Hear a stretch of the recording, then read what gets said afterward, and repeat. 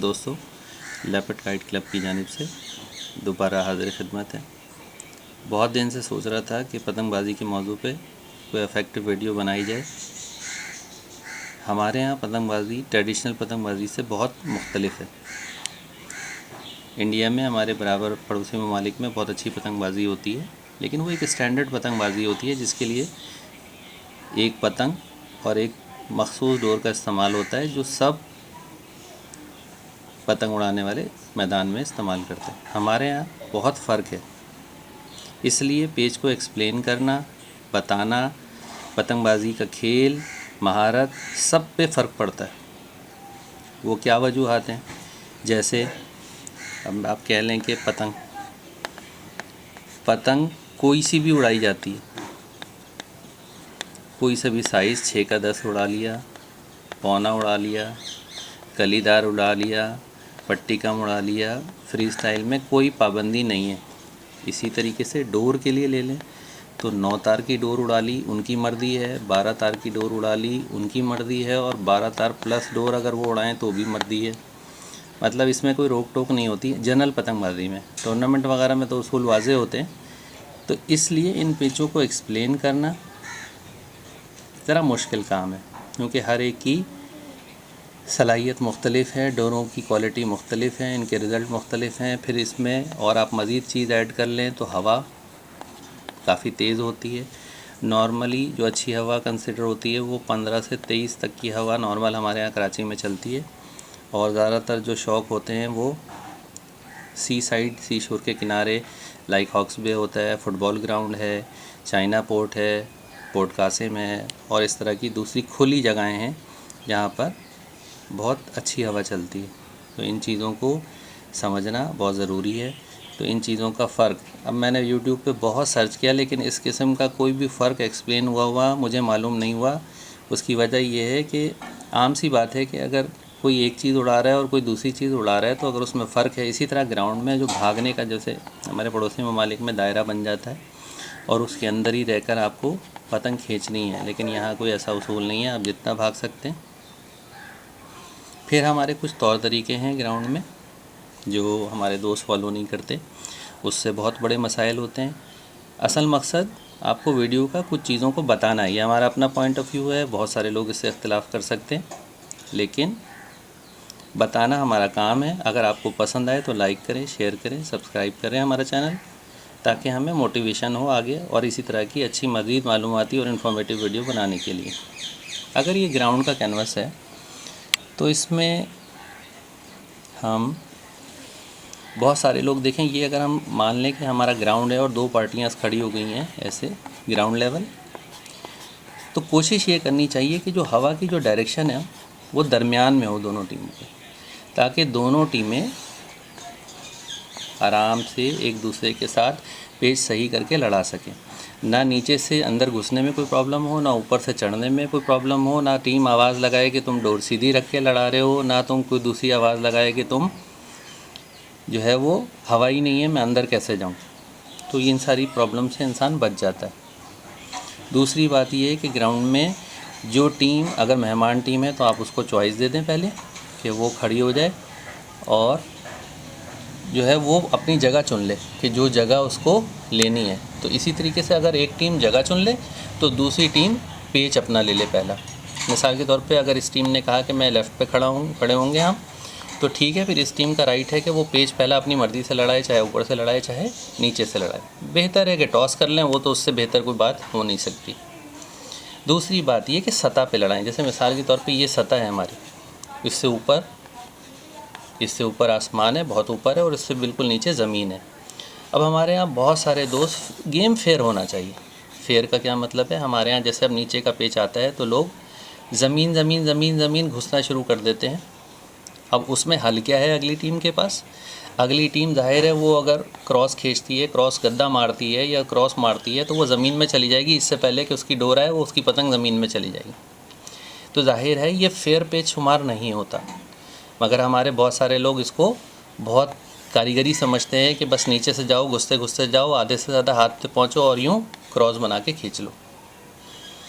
इसी तरीके से ज़्यादा ऊपर सतह पे भी लड़ाएंगे तो भी पेच नहीं बनेगा, एक टीम को एडवांटेज होगा, दूसरी टीम को डिसएडवांटेज होगा। तो बेहतर यही है कि ये जो दरमियानी सतह है, ना ज़्यादा बहुत ऊपर ना ज़्यादा बहुत नीचे, ये ज़मीन हमारी, तो इस सतह पे पेच अगर लड़ेंगे तो दोनों टीमों के लिए इवन स्टीवेंस का गेम होगा और अच्छे पेच दोनों से लड़ेंगे, किसी टीम को कोई शिकायत नहीं होगी। ठीक है दोस्तों, अब और आगे चलते हैं कि जब भी ग्राउंड में खड़े हों तो एक दूसरे को, हमारे यहाँ मैंने अक्सर नोट किया है कि लोग आवाज़ें लगाते हैं कि चढ़ के आइए, ज़मीन ना चाटिए। अब जाहिर है कि अगर हम देखें कि यह लगा रहे हैं, हमारा नीचे का पेच है और हम मुखालिफ टीम के नीचे नीचे चलते जा रहे हैं, उसके हाथ की तरफ दरमियान में चले गए, तो अगली टीम के पास कोई दूसरा रास्ता नहीं है सिवाय इसके कि वो डोर लगाए या आपके मुंह की तरफ अपनी पतंग का रुख रखे। अपनी पतंग जाहिर है उसको कटने से बचानी है, तो फिर वो भी कुछ ना कुछ तो पैदरा करेगा, कोई ना कोई हल तो करेगा। अब उसके पास और कोई हल मौजूद नहीं है, तो आप ख़ुद बताइए कि क्या ये फेयर पेच होगा? जाहिर है जब आप एक दाव लगा रहे हैं तो उसका तोड़ भी दूसरी टीम के पास होना चाहिए, इसी का नाम महारत है। तो हमेशा सतह पे लड़ाइए, खुल के लड़ाइए, एक दूसरे पे आवाज़ें कसने से परहेज़ कीजिए। हाँ, थोड़ा बहुत हंसी मजाक बिल्कुल चलता है, ज़्यादा पतंग काट लेते हैं, लेकिन वो उस सूरत में जब टीम को आप समझते हो, दोनों टीमों की आपस में ज़हनिया मांगी हो और वो एक दूसरे का बुरा ना मनाए। वरना इसी तरह ग्राउंड में हमने लड़ाई होते हुए भी देखी है और बहुत दफ़ा बदमज़गी इंतहा को पहुँच जाती है। लिहाजा खेल के फ़रोग़ के लिए इन सब चीज़ों को आप अवॉइड करें। दूसरी सबसे अहम बात यह है कि ये जो मोटी और तेज़ लगी हुई डोरें होती हैं, बराए मेहरबानी इसको छत से पतंगबाजी के लिए इस्तेमाल ना करें। ये इंतहाई ख़तरनाक है और करीब में जो हाईवेज़ होते हैं उनके लिए अगर पतंग कट के गिरेगी तो बहुत ख़तरनाक हो जाता है। एक और ज़रूरी बात, जो जैसे अगर दो टीमें खड़ी हो गई हैं और हवा घूमती है तो हवा के मुताबिक अपने आप को एडजस्ट करना ज़रूरी है। हमने ये भी देखा है कि ग्राउंड में बहुत सारे लोग, अगर ये टीम यहाँ स्टक होकर खड़ी हो गई तो वो यहीं खड़ी रहती है, यहाँ से वो ज़रा बराबर दाएं या बाएं नहीं चलती हवा के अकॉर्डिंगली। हालांकि अगर हवा जिस डायरेक्शन में चल रही है, ख़ासकर सर्दियों के मौसम में हमारे यहाँ हवा बहुत घूमती है, उसकी डायरेक्शन चेंज होती है, तो उसके अकॉर्डिंग खड़े होकर पतंग लड़ाएँ। ये भी फेयर पेच की बुनियादी चीज़ों में से एक है। ठीक है दोस्तों, और हमेशा पतंग, ये तो सबको पता है कि पतंग पार निकाल के लड़ाएँ अपने अपोनेंट से। 50 गज़, 60 गज़, 70 गज़, जितना आप निकाल के लगाएं। हाँ, हमने एक चीज़ और नोटिस की है, वो भी आपकी, कि अक्सर अगर आपने पेच काट लिया है और आपकी पतंग 600 गज़ पे खड़ी हुई है, तो अगले दोस्तों हम बयान कर रहे थे कि अगर आपने पेच काट दिया है और आपकी पतंग 600 गज़ पे पड़ी हुई है, तो जो आपकी मुखालिफ टीम है वो आपसे ये नहीं कह सकती कि पतंग को छोटा करो, छोटे पेच लड़ाओ। उसको 600 गज़ तक ही अपनी पतंग ले जानी है और उसके बाद उसने, अगर उसका नीचे का पेच है तो वो नीचे से आएगा, और उसके बाद अगर उसको ऊपर से बुलाया तो वो ऊपर से आएगा। हमारे यहाँ अक्सर ये बात देखी गई है कि अब टीमें एतराज़ करती हैं, बोलती हैं अपनी पतंग को छोटा करो। अगर वो ख़ुद छोटा कर लें तो दूसरी बात है। हाँ, पतंग पार करने के लिए, लंबा करने के लिए बोल सकते हैं, लेकिन वो भी वो बोल सकता है जिसका पेच है। हम कैसे किसी को कह सकते हैं कि आप 800 गज़ से, यानी पहले आप पेच 800 गज़ पे लड़ाएं, आप कट जाएं, और उसके बाद फिर अगली पार्टी को आप बोलें कि नहीं 800 गज़ से दोबारा 400 गज़ पे पतंग करें, फिर हम लड़ाएंगे। तो ये सब कुछ ऐसे नॉर्म्स हैं जो नए नए हमारे दोस्त पतंगबाजी की दुनिया में आए हैं और वो ये बातें कर रहे हैं, तो उसका ख्याल करें।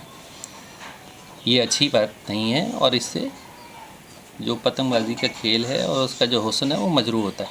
दूसरी बात ये है कि एक टीम लड़ा रही है ग्राउंड में और दूसरी टीम, ये उसके पेच चल रहे हैं, ये हॉरिज़न है और यहाँ उनके पेच लड़ रहे हैं, और एक टीम यहाँ बीच में आकर दोबारा, जो देर से आई है ग्राउंड में, लेट आई है, वो इस जगह पर आकर खड़ी हो जाए बीच में। ये इंतहाई मायूब बात है। ये आम देखा गया है कि आजकल जगहों की किल्लत है हमारे यहाँ, लेकिन इसका मतलब ये नहीं है कि हम जो है वो अपने तौर तरीक़ों से हट जाए और खेल में बदमज़गियाँ पैदा करें। वो टीम बीच में आके खड़ी हो जाती है, उनको इतना सेंस नहीं है कि उनको खड़ा कहाँ होना है।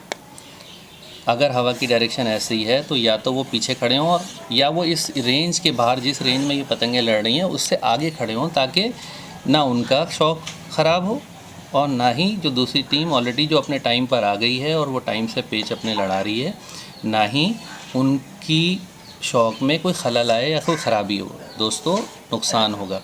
आपकी डोर आप बीच में आके खड़े हैं, ये नीचे से डोर लटक रही है, आपके सर पे भी लग सकती है, आपकी पतंगों पे भी लग सकती है, आपकी डोर से कट सकती है उनकी पतंग खामखा, जो कि नफ़रत का सबब बन सकता है। इसलिए ऐसी प्रैक्टिस है, उसको तर्क करें। जगह का इंतखाब बहुत ध्यान से करें।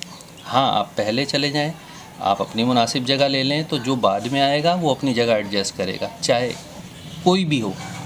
तो लिहाजा छोटी टीम बड़ी टीम का इसमें कोई तासुर नहीं है, ना बुरा मनाने वाली बात है। जो टीम पहले ग्राउंड में चली जाए, जो खड़ी है, जो अपना शौक़ कर रही है, उसके हिसाब से दूसरी पार्टी जो है वो अपने आप को एडजस्ट करें। ठीक है दोस्तों, ये कुछ बातें थी। आज हम सिर्फ एक पेज को एक्सप्लेन करते हैं आपके लिए। ये चंद ज़रूरी बातें थी जो ग्राउंड के हवाले से करना ज़रूरी थी, जो हमारे नॉलेज में ये आई कि ये कुछ ऐसी बातें हैं जिन पे तबसरा करना ज़रूरी था, वरना ये राइज हो जाएंगी तो इससे खेल को नुकसान पहुंचेगा। अब कुछ आते हैं हम एक पेज की जानिब कि अगर एक टीम लड़ा रही है, दो टीमें खड़ी हैं और एक टीम नीचे से घुस रही है अपोनेंट के, तो वो अंदर ही चलती जा रही है। तो अब हमारे पास एक ही पेच रह गया है कि हम ये समझते हैं कि ये बंदा सिर्फ अंदर जाएगा और चक्कर देगा और घुमा करके बाहर खींच लेगा, और ये पार्टी भी बाहर की जानिब खींचेगी, जिसको कैंची का पेच कहते हैं। तो ये एक ही रह गया, हर कोई यही करता है। ऐसा नहीं है, ज़रूरी नहीं है कि आप हर दफ़ा यही लड़ाएं। ये ताकत का पेच कहलाएगा अगर आप इस तरह कैंची बनाते हैं। इसको हर काम में हमारे यहाँ कैंची बनाना कहते हैं, कि अगर कैंची बनाएंगे तो जिसकी ताकत ज़्यादा होगी वो खींच लेगा, या फिर जो खींच कर रोक ले या खड़ी कर ले पतंग को हवा में। तो खड़ी डोर पे अगर कोई मारता है तो वो इतना कारगर नहीं होता। इसी पेच में अगर हम एक और तरीके से ज़ाविये को देखें कि कोई अगर नीचे घुसता जा रहा है और उसकी डायरेक्शन है ऐसे बाहर खींचने की, तो हम ये कर सकते हैं कि हम सिर्फ रुख दिखा सकते हैं पतंग को घुमा करके। जिस वक्त हमें लगे कि डोर आने वाली है, हम उसके हाथ की तरफ, जहाँ पर अपोनेंट है उस तरफ सिर्फ पतंग का रुख उसकी तरफ फेरना है और डोर को रोकना है। वो ख़ुद खींचते खींचते कट सकता है। इसके अलावा एक ऑप्शन ये है कि जैसे ही वो बाहर की तरफ खींच रहा है, तो फिर हमारे पास ऑप्शन ये है कि हम उसी को घुमा के हम उसके 90% जहन में ये है कि हम बाहर खींचेंगे। तो ये भी खेल होता है कि आप चाहें सीधा सिर्फ आप उस सूरत में खींच सकते हैं इसको जिस सूरत में आपके पास बड़ी ताकत है और हवा है और डोर बहुत अच्छी है। अगर आप इसमें एक सीन ये भी कर सकते हैं उसके साथ कि घुमा करके पट मार सकते हैं यहाँ से सीधा। तो जैसे ही आपकी डोर उड़कर उसको लगेगी, क्योंकि अभी आपकी डोर की डायरेक्शन कुछ यूँ है, लेकिन जब आप पट मारेंगे तो आपकी डोर की डायरेक्शन हो जाएगी यूँ, यानी ये जो इतना गैप है ये गैप कवर होगा। और जैसे ही उसको डोर लगेगी, अगर वो खींचता हुआ जा रहा है तो वो वहाँ पर कट जाएगा। आज हमने ये कुछ नीचे का पेच आपको बताया कि अगर आप ये ट्राई करें, बुनियादी तौर पर बेसिक तो आपको सबको पता है, लेकिन थोड़ा सा हमने एक दो ज़ाविया देने की कोशिश की है। और इसके अलावा भी इसके कुछ पैंतरे हैं, वो वक्तन फ़वक्तन हम आपको बताते रहेंगे। लेकिन चंद बुनियादी चीज़ें जिनका ग्राउंड में ख़्याल रखना ज़रूरी है वो ये है, क्योंकि इसमें अब एक पार्टी 9 तार की डोर इस्तेमाल कर रही है, या हमारे यहाँ कराची की डोर, जो कराची की बहुत स्पेशल डोर है 444। अब वो ग्राउंड में अबेंडन, बहुत कम लोग नहीं लड़ाते, छोटी पतंग भी लड़ा रहे हैं, तो इससे फ़र्क पड़ता चलता है। ये डोर इतनी मज़बूत नहीं है। अब इसके मुकाबले में कोई 9 तार की अगर लाहौरी लगी हुई डोर उड़ा रहा है, उसमें बहुत अच्छी 35-36 डोर हैं, और भी बहुत सारी फरारी हैं, एस्कॉट है, सीधा बल है, उल्टा बल है, बेशुमार वैरायटी हैं। तो उसमें फिर फ़र्क आ जाता है। यानी अगर लड़ाने वाले सेम भी हों कैलिबर में, मगर अगर उनके मटेरियल में फ़र्क होगा तो एक को एडवांटेज है, एज हासिल है दूसरे के ऊपर, चाहे वो कितना भी अच्छा लड़ाने वाला क्यों ना हो। और दोस्तों, आपको पता है कि हमेशा मुकाबला बराबरी पे लड़ता है, बराबरी की बुनियाद पे लड़ता है। ऐसे नहीं कि मुकाबले में, जैसे मैंने पेज की सतह की बात की, जगह की बात की, तो एक तो हो गया कि जगह का आपको एडवांटेज नहीं लेना है, बराबरी पे शुरू करना है, ठीक है। हवा का एडवांटेज नहीं लेना है, किसी की साइड पे दबी हुई है तो वो बेचारा परेशान हो रहा है, लेकिन आप अपनी जगह से हिल नहीं रहे। फिर आपको डोर का एडवांटेज नहीं लेना है, कोशिश करें बराबरी की सतह पे लड़ाएं ताकि आपका जो है वो स्किल लेवल बढ़े। कम से कम आप पतंगबाजी बेशक कट जाएं लेकिन कोई मसला ना हो। इसी तरह अब आ जाते हैं पतंग पर कि पतंग का जो साइज़ है उसका भी एडवांटेज होता है।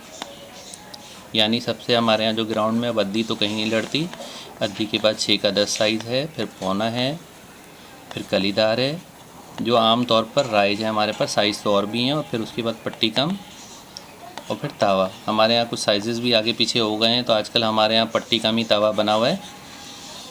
तो अगर हम कलीदार का मैच खेल रहे हैं या पट्टी कम तो ये कैटेगरी में शुमार हो जाते हैं, ये लड़ जाते हैं। इसी तरह पौना और 6 का 10 है, ये लड़ जाते हैं। लेकिन अगर हम पौना और 6 के 10 में अद्दी लड़ाएं या कलीदार और पट्टी कम में 6 का 10 लड़ाएं तो वो सूटेबल नहीं बनता, यानी वो मैच नहीं बनता। बेशक कुछ लोग हमारे ऐसे भी दोस्त हैं जो ऐसी बातें करते हैं कि छोटी पतंग से बड़ी पतंग को काटना बहुत आसान है, ये एक पहलू है। इसी तरह से फिर ये भी है कि हवा तेज़ हो, मूवमेंट ज़्यादा होती है, इस वजह से शायद उसको काटना आसान हो, वो चलती तेज़ हो, निकलती तेज़ हो। लेकिन साथ में ये है कि जब हवा की बात आएगी तो उसके अदर साइड की स्टोरी ये है कि बड़ी पतंग हवा ज़्यादा लेती है और वो डोर को ज़्यादा कड़क करके चलेगी बनस्बत छोटी पतंग के। तो ये चीज़ें समझना ज़रूरी है, ठीक है। तो ऐसा नहीं है। हमारे दोस्त कुछ ये भी कहते हैं कि रुख को भी हम खींच के काट देते हैं, हालांकि बेवकूफ़ी वाली बात है। बेशक आप 10 में से 2 बार काट लेंगे, लेकिन जो 8 बार आप कटेंगे तो उसमें लोग हंसेंगे आपके ऊपर, देखने वाले, कि इसको सेंस नहीं है। बेसिकली एक शख्स रुख दिखा रहा है और आप फिर भी खींचे जा रहे हैं, मतलब बेसिक स्किल का लैप्स है। हाँ, ताकत आपके पास है और अगले से बहुत ज़्यादा है और आप बहुत तेज़ खींचते हैं, तो ये पॉसिबल है कि आप रुख भी काट दें, मगर ये कभी ही पॉसिबल है, बार बार एवरी टाइम पॉसिबल नहीं है। तो दोस्तों, आज की जो हमारी ये वीडियो है उसका मकसद यही था कि हम थोड़ा सा ग्राउंड के बुनियादी तौर तरीक़ों का ख्याल करें, और कुछ पेच जब हम लड़ाएं तो उसका भी देखकर ख्याल करें। अननेसेसरी एक चीज़ और रह गई कि अननेसेसरी खामखा पहले से ना खींचें और ज़्यादा दूर ना भागें। आप यहाँ खड़े थे और भागते भागते आप अपोनेंट के हाथ में चले गए, या बहुत सारी ऐसी जगहें होती हैं जहाँ पे भागने की जगह नहीं होती, जैसे टेरेस या छत है, तो अगर आपको ये आदत पड़ गई तो ये ख़तरनाक भी साबित हो सकती है। कोशिश ये करें कि आप 4 से 6 हाथ में अगले पतंग को डोर का अंदाज़ा करना ज़रूरी है आपको कि अगले पतंग जो आपका मुखालिफ है उसकी डोर कहाँ है। 4 से 6 हाथ में डोर आ जानी ही चाहिए, वरना जब तक आप पहले से खींचेंगे तो एक तो ओपोनेंट को पता चल जाएगा, वो अपनी तैयारी कर लेगा, और दूसरी बात ये कि वो कोई दाव भी चल सकता है। तीसरी बात कि आप अपनी ताकत, जो बुनियादी ताकत है वो आपकी, वो आप लगा चुके होंगे और डोर अभी नहीं आई, और जिस वक्त डोर आएगी यानी असल पेच आया उस वक्त तक आपकी खिंचाई हल्की पड़ चुकी होगी और अगला अपोनेंट आपको आराम से काट जाएगा। तो ये बुनियादी आज की कुछ गुजारिशात थी जो आपकी खिदमत में हमने अर्ज़ की। उम्मीद है आपको पसंद आएंगी और आप इसको सनद कबूलियत देंगे। इंशाल्लाह जल्दी मज़ीद मालूमाती वीडियो के साथ आपकी खिदमत में दोबारा हाज़िर होंगे। Signing off today. अल्लाह हाफ़िज़।